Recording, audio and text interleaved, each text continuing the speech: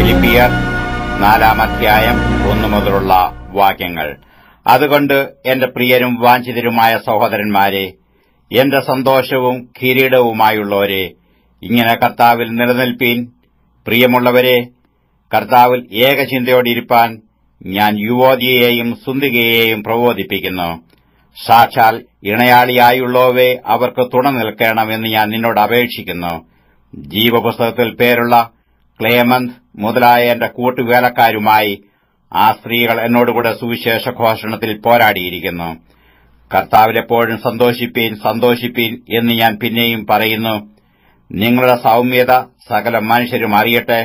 കർത്താവ് വരുവാൻ അടുത്തിരിക്കുന്നു. ഒന്നിനെക്കുറിച്ചും വിചാരപ്പെടരുത്. എല്ലാറ്റിലും പ്രാർത്ഥനയാലും അപേക്ഷയാലും നിങ്ങളുടെ ആവശ്യങ്ങൾ സ്തോത്രത്തോടുകൂടെ ദൈവത്തോട് അറിയിക്കത്രേ വേണ്ടത്. എന്നാൽ സകല ബുദ്ധിയെയും കവിയുന്ന ദൈവസമാധാനം നിങ്ങളുടെ ഹൃദയങ്ങളെയും നിലവുകളെയും ക്രിസ്തുവേശുവിങ്കൽ കാക്കും. ഒടുവിൽ സഹോദരന്മാരെ, സത്യമായതൊക്കെയും ഘനമായതൊക്കെയും നീതിയായതൊക്കെയും നിർമ്മലമായതൊക്കെയും രമ്യമായതൊക്കെയും സൽകീർത്തിയായതൊക്കെയും സൽഗുണമോ പുകഴ്ചയോ അതൊക്കെയും ചിന്തിച്ചുകൊള്ളുവീൻ. എന്നോട് പഠിച്ചും ഗ്രഹിച്ചും കേട്ടും കണ്ടുമുള്ളത് പ്രവർത്തിപ്പീൻ.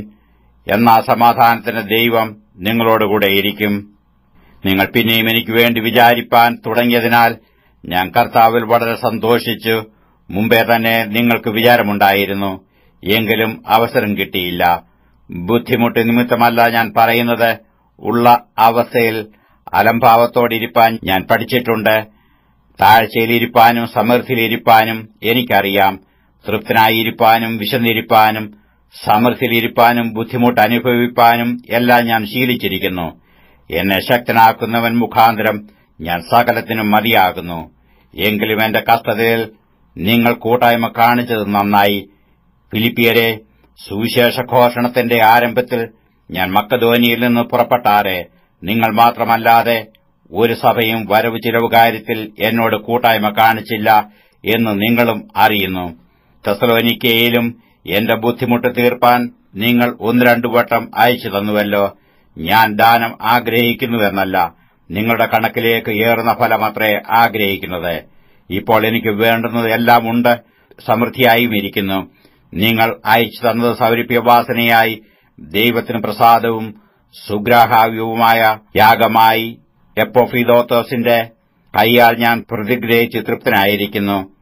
എന്റെ ദൈവമോ നിങ്ങളുടെ ബുദ്ധിമുട്ടൊക്കെയും മഹത്വത്തോടെ തന്റെ ധനത്തിനൊത്തവണ്ണം ക്രിസ്തുവേശുവിൽ പൂർണ്ണമായി തീർത്തു തരും.